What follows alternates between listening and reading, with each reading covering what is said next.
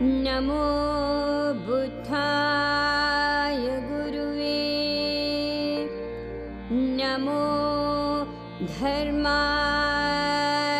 Taine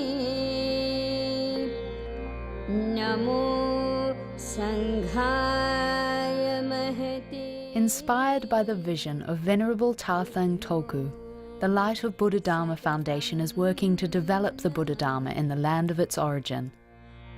Namo Buddhaya Guruve Namo Dharmaya Taine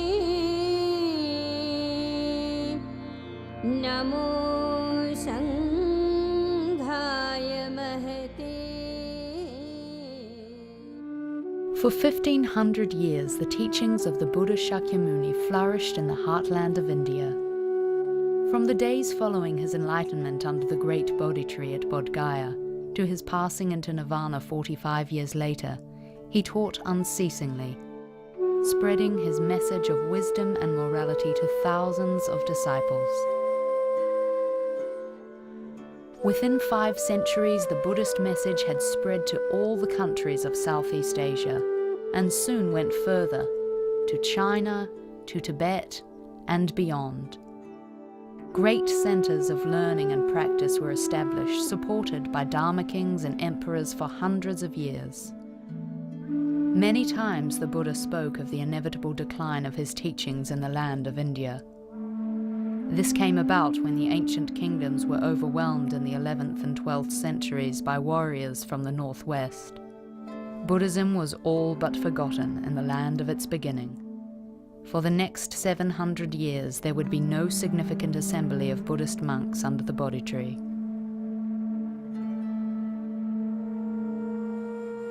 Well, Light of Buddha Dharma Foundation has been founded to re-establish the Buddhist culture in India. Now, of course, there are Buddhist monks in India, but India was a predominantly Buddhist culture for 1500 years from the time of the Buddha to about the 10th or 11th century. So what we're trying to do is to reintroduce that. The first thing we're doing is bringing monks here. Secondly, we're working in all of the holy places of Buddhism in India, building Dharma bells, putting in gardens, building facilities. And then we want to open a training institute to help the training of monks.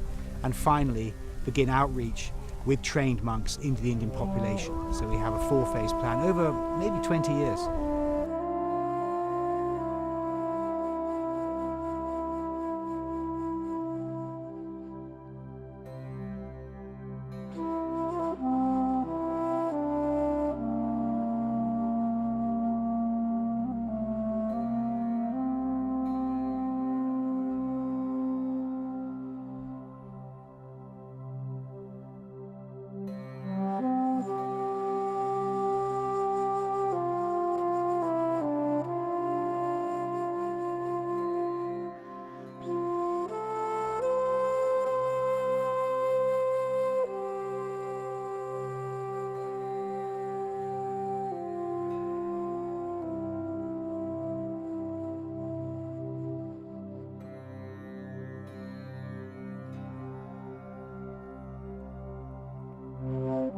Venerable Mahasangha, it is indeed the greatest honor for us to be here with the great Sangha under this sacred Bodhi tree.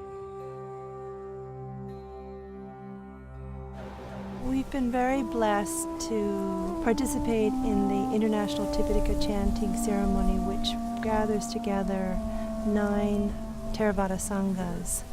And the aim of this is to bring together the Theravada Sangha to chant the Tipitaka under the sacred Bodhi tree. And the idea is to encourage the Bhikkhu Sangha from these great Theravada countries to come back to the motherland of India, where the Dharma took root.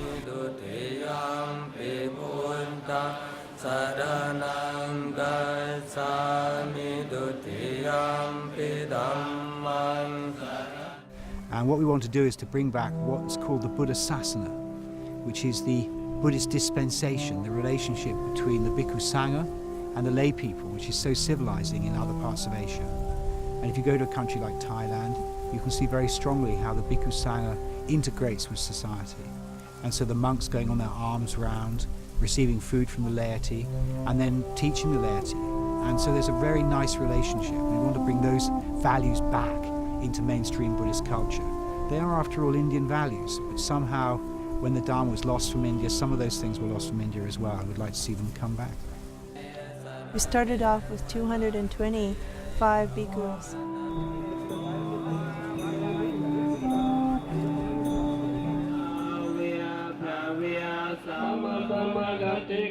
And now the ceremony has grown to over 2,000 participants within the last 5 years.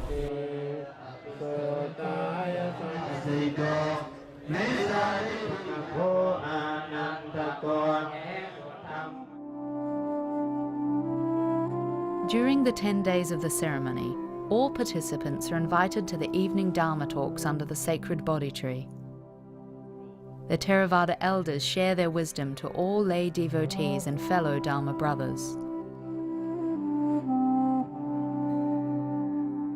In 2006, the International Tipitaka Chanting Council was established to organize the annual chanting ceremony in Bodh Gaya.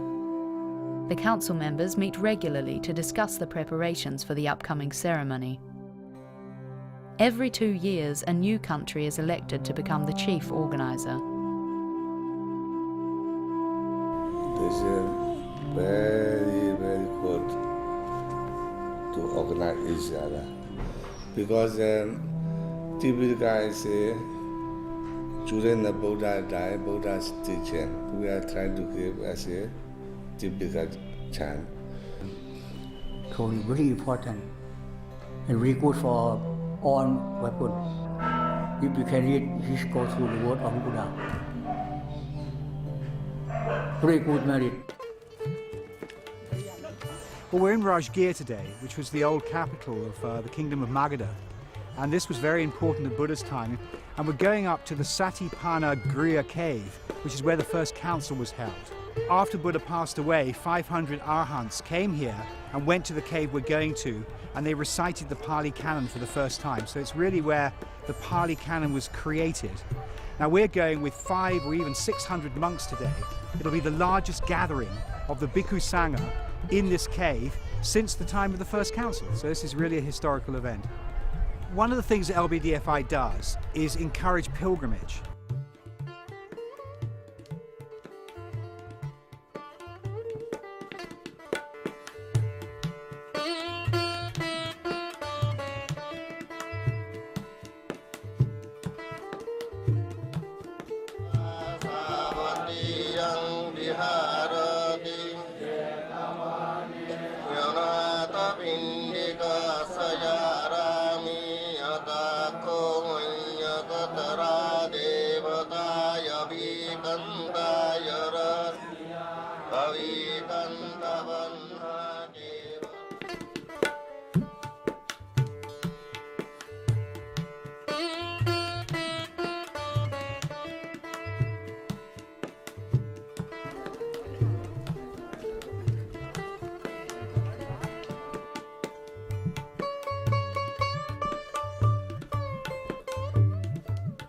The Light of Buddha Dharma Foundation has a program of putting up holy bells and also installing gardens in the important places of the Buddha and the Buddhist heritage. And here we are at Nalanda, which is one of the most important places of all. The first great university in the world, center of Buddhist scholarship for 1,500 years. So by putting a Dharma bell here, we're commemorating this important place. We take this great opportunity to ring the Dharma bell with the wish that the Dharma will flourish in this great land of Nalanda.